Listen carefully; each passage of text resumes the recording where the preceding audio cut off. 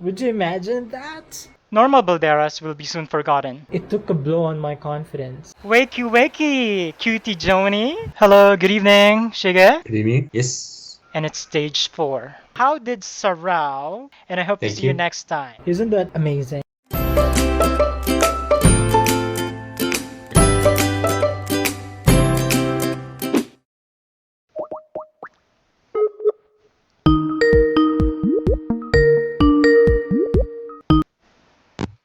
Hello, good evening, Shige. Good evening. Yes. Hi, how are you? I'm good. Thanks. And you? Doing fine, thank you. And did you have a meaningful and productive day? Yes. Yes, I did. Okay. Thanks. And you? Ronald Sarao was the man who revolutionized the Philippine mass transportation industry. After the Second World War, more and more entrepreneurs began converting American surplus war jeeps into jeepneys. His values gave birth to a concept so iconic that it would forever be recognized as uniquely Filipino by the rest of the world. All right, thank you for reading that article. Now, what's your impression of this article? It's interesting. Okay. Also, I'm not familiar with jeepney. Right, okay. So, based on this article, the jeepney is a four-wheeled vehicle. The root, no, I mean the root cause of the jeepneys fixed. In the root, in the root of the jeepneys fixed, as same as buses or trains, or it's not fixed, as same as taxi. Yes, they have a fixed route also. It depends on the association of where the jeepney driver belongs. So, for example, in Quezon City, there are many associations of jeepney drivers. So, if you belong to a particular association, you have a particular route to follow. Unlike Mm, unlike unlike a taxi where a passenger can just go anywhere, it doesn't have to follow a particular route. Now let's proceed to the next part of the lesson. I'll be asking you about yes. the article. So, Okay. What is the primary mode of transportation in your country today? Primary mode of transportation that depends on the area, okay, especially in Tokyo. all right. Train or subways are the primary mode of transportation in the area. But when it comes to countryside, Okay. I guess car is the primary mode of transportation. Is this private car you mean? Yes. I see. Okay, perfect. All right. Well, thank you so much for engaging with me, Shige. Unfortunately, we don't have much time to continue now, but Okay. thank you so much. Let me just give you a quick feedback of what we did today. So we learned about Filipinos' iconic vehicle, which is jeepney, Mm-hmm. and you're able to answer the questions about the topic. And I like that you're able to ask very interesting questions and able to respond to my questions adequately as well. So thank you, and I hope to Thank see you you. next time. Yeah, me too. All Bye right, bye. see you. Bye bye. Hi guys, good afternoon. So it's me once again, and today's vlog I really don't know what to talk about. I don't have any topic in mind, to be honest with you, because I'm still quite overwhelmed and confused. I don't have an exact plan how this video is going to, or how this channel is going to unfold, but I thought of just simply showing you a glimpse of my life every day, But today I thought of just, giving you an introduction about myself. I've been an English teacher for more than 10 years now, and prior to that, I was a call center agent for 3 years. And being an English teacher is not an easy decision for me. When I resigned from my call center job, I was really struggling what to do with my life, and I was sort of experiencing a midlife crisis or an identity crisis because I couldn't grasp at anything concrete at that time. I was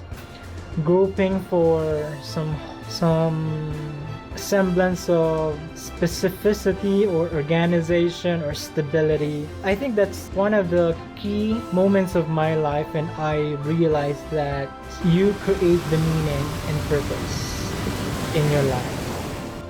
And whatever that meaning or whatever that purpose, you have to pursue that. Stay on the course, and you'll experience bumps and humps along the way. Lots of hurdles. You will experience a roller coaster of emotion, but such is the life, You really can't predict exactly what's gonna happen, but there are patterns that you can rely on. And these patterns will be your guide how to course through your stay here on earth. So yeah, going back to my being a teacher, the decision of becoming a teacher is not easy, as I told you. I had to choose between becoming a teacher of a subject that I really love to teach. What I did was I stopped working for 2 years. I sort of tried to find myself, and I attended meditation sessions in a Buddhist monastery in San Juan City, and that's when the plan sort of got clearer in my head, and I tried to introspect and reflect on what my strengths were, the pros and cons of becoming a teacher, and finally I did it. I took the plunge. I inquired at UP Diliman College of Education, and finally I submitted the requirements and I passed their exam. So that's way back in 2010. This story of me being a graduate student. So okay, I have to explain this, right? So at UP, I enrolled in the graduate course program, Master of Arts in Language Education. All right, I passed the test, the graduate examination, and then from 2010 up to 2014 or 2015, I was a graduate student. However, on my last term, I was really struggling already. I mean, mentally, or in terms of my scholastic works and assignments. Because at that time my father also died. These emotions really, the sadness and depression really affected my cognitive work. And for some reason, I just couldn't write anything. I mean, I wasn't done with a statistics course or subject, and I got an incomplete grade. It took a blow on my confidence. It took a blow on my confidence. I felt so stupid and incompetent really. And I really questioned myself. I really questioned my ability. Am I worthy of scholarly work? Am I fit for being a graduate student or an instructor or a professor who has a master's degree? So I couldn't accept the fact that I disappointed myself, and I disappointed the people who thought that I was smart, I was good. So long story short, I wasn't able to finish my master's degree at UP Diliman, and my sister, who's working in Dubai and still working in Dubai, invited me and my mom to go there, because at that time she was pregnant with her first child. We went there to take care of her, and at first I thought I would be there for only 2 or 3 months, because that's the length of my visit visa. However, there's a twist in the story. I thought I couldn't let go of the chance to graduate at UP Diliman. Of course, I have this vision that, wow, Joan Adrian Tabalanza graduated with a master's degree in language education at UP Diliman.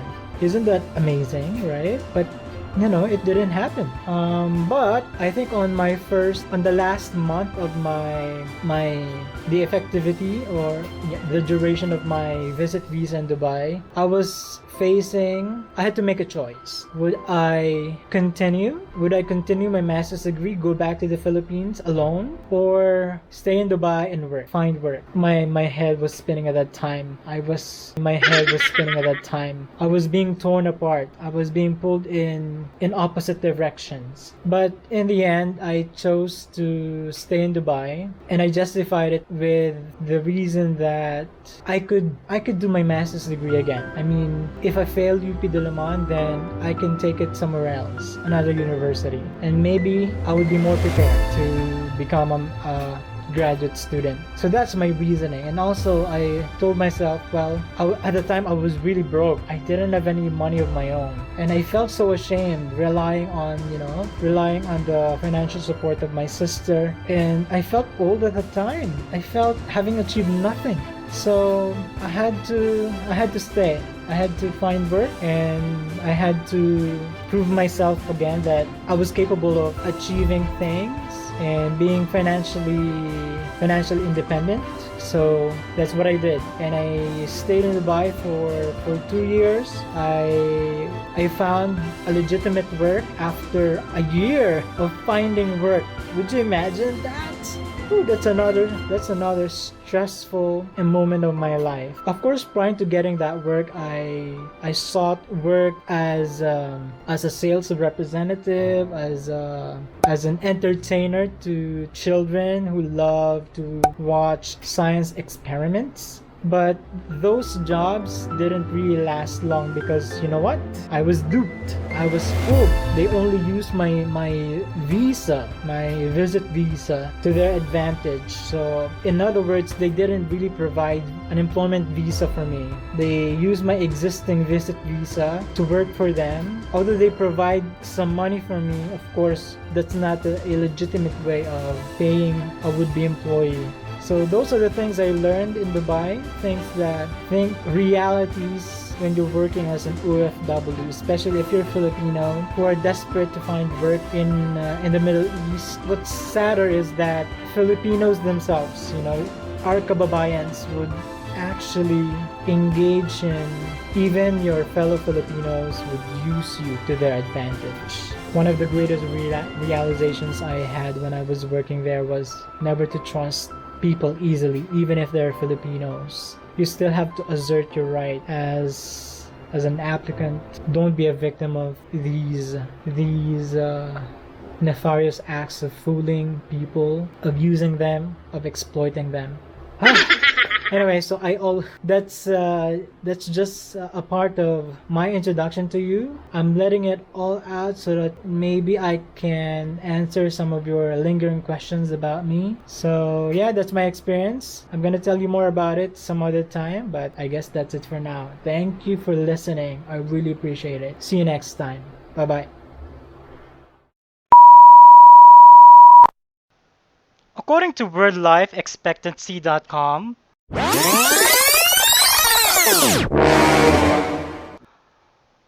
lung cancer is the 12th leading cause of death in the Philippines.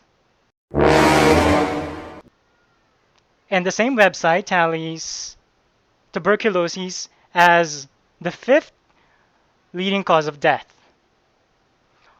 On March 9 this year, a person named Norma Balderas succumbed to both of these diseases.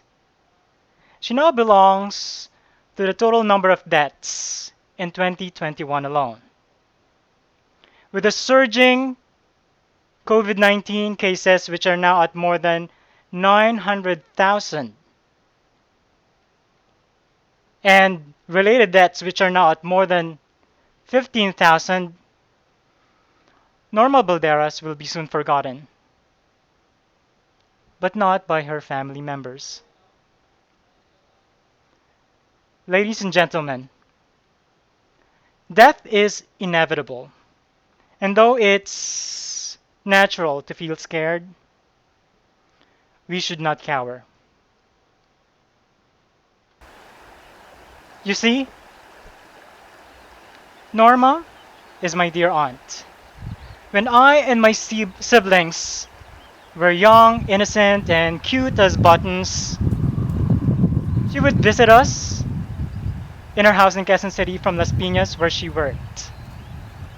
I remember waking up from my deep slumber, hearing her voice saying, "Wakey, wakey, cutie Joni, I have 5 pesos for you, sweetie." Now, to be frank, the sound of money was all I ever needed to recharge. In a matter of seconds, my eyes are wide open, cheeky smile on my face, as my eyeballs and hands point to the direction of her wallet. Every Tuesday, she would spoil us and treat us outside either for a simple lunch at Jollibee or a quick visit to Funhouse Arcade at SM North EDSA. The good old days of her being so bubbly, so generous, are the days I'll miss the most as her nephew. In December last year, my mom told me we had to go to Las Piñas to pick her up. I hadn't seen her since our last meeting in 2019. As soon as I entered the room where she was staying, I saw a woman with a face that's hopeless, depleted, and in so much pain. Somehow, she reminded me of my father, who also suffered incredibly. As my mom and grandma began to cry, Norma burst into tears, telling us,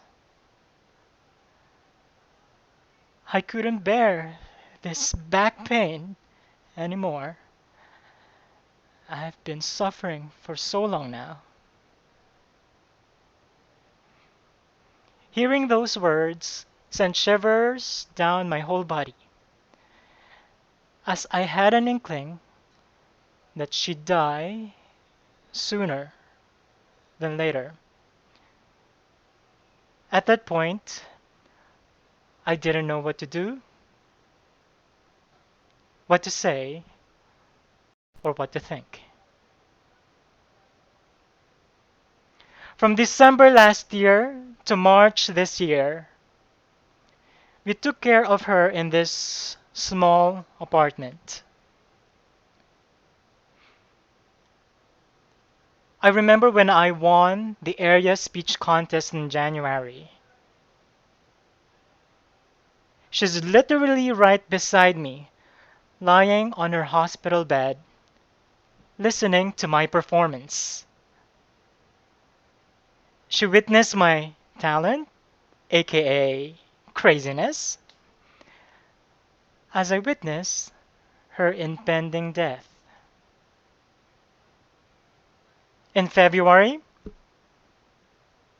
she finally learned, after several consultations with her doctors, that not only did she have TB of the spine, but she also had lung cancer, and it's stage 4. Norma, beloved by the kids she cared for and her colleagues in Las Piñas, couldn't grasp the thought of death knocking on her door so unexpectedly, shattering all her plans and dreams. On her last night, I looked into her eyes, and the Norma that I used to know was gone. A few hours later, she passed away. Fellow Toastmasters, ladies and gentlemen, my Aunt Norma may not have been prepared to die this early in her life, but she reminded me and my family once again of the fleeting nature of our stay here on Earth. Up to this day, I still couldn't understand what happened to her, but all I know is that she taught me to be kind and to be generous, qualities that I lack but hope to develop for the rest of my life. And when my time and your time come, I hope we'll be able to reminisce the good old days with our Aunt Normas and our loved ones. We'll cherish the beautiful memories we spent together with our family. I hope we'll resolve not to be fearful of our own demise, but to embrace it as part of life. Back to you, Toastmaster.